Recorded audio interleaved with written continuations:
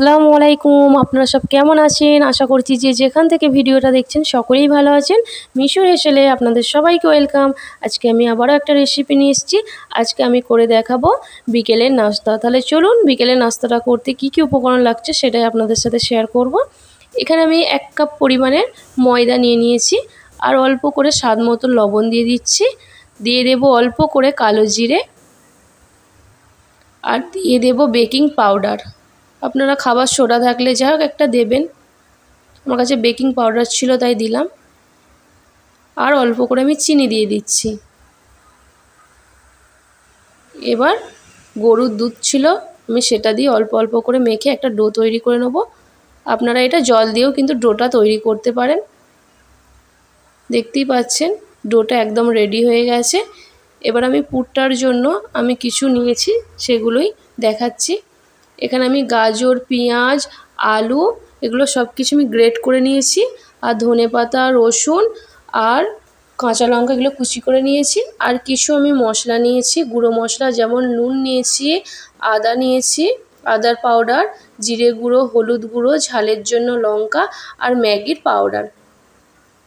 এবার আমি তেল দিয়ে দিলাম। এবার গোটা জিরেটা আমি ফোড়ন দিয়ে দিলাম।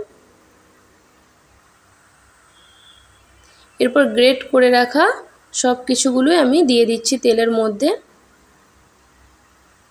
দিয়ে হালকা করে একটু ভেজে নিয়ে আমি এবার মশলাগুলোও দিয়ে দিচ্ছি।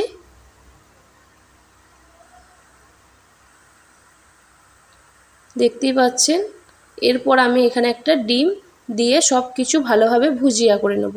ব্যাস, তাহলেই পুরটা রেডি হয়ে গেল। দেখতেই পাচ্ছেন ময়দাটা আমার মাখা হয়ে গেছে, কতটা সফট হয়েছে। এবার আমি এগুলোকে একটা একটা করে লেচি কেটে নেব মিডিয়াম সাইজের। বা 4টে হয়েছে। এবার আমি একটা বেলে দেখাচ্ছি।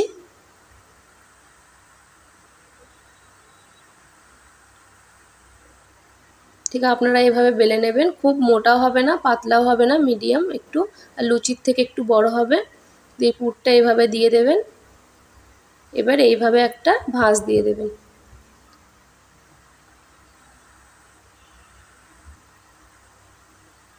দেখুন আমি কিভাবে দিচ্ছি।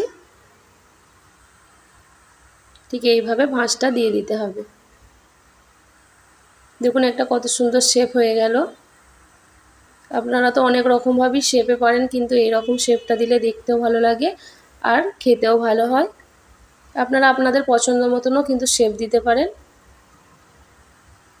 আমি আর একটা দেখাচ্ছি কিভাবে আমি শেপটা দিচ্ছি। ঠিক এইভাবে নেবেন, সিঙ্গারার টাইপের হবে। ঠিক সিঙ্গারাও নয়, কিন্তু সিঙ্গারার মতনই কিন্তু হবে প্রথমটা একটু। এইভাবে আমি আবারও একটা ভাঁজ দিয়ে নিচ্ছি। বাকিগুলো এইভাবেই আমি রেডি করে নিচ্ছি। দেখতেই পাচ্ছেন বাকিগুলোও কিন্তু আমার এইভাবেই আমি রেডি করে নিয়েছি। এবার তাওয়াতে আমি অল্প তেল দিয়েছি, দিয়ে একটা একটা করে হালকা তেলে আমি ভেজে নেব। এটা আপনারা চাইলে কিন্তু ডুবো দিলেও ভাজতে পারেন, সেটাও খুব সুন্দর হয়। আমি একটু হালকা তেলেই ভেজে নিচ্ছি। একদিকটা আমার হয়ে গেছে, আবার একদিকটা আমি উল্টে একটু তেল দিয়ে আবারও হালকা করে আমি ভেজে নেব। দেখতেই পাচ্ছেন ভাজাগুলো আমার হয়ে গেছে। এবার আমি একটা জায়গায় সার্ভ করে দেখাচ্ছি। দেখুন একেবারেই রেডি। যদি ভিডিওটা ভালো লাগে অবশ্যই লাইক, কমেন্ট আর সাবস্ক্রাইব করতে ভুলবেন না। আপনাদের লাইক কমেন্টের জন্য আমি নিত্য নতুন ভিডিও দিতে আরও উৎসাহিত হব। আল্লাহ হাফেজ।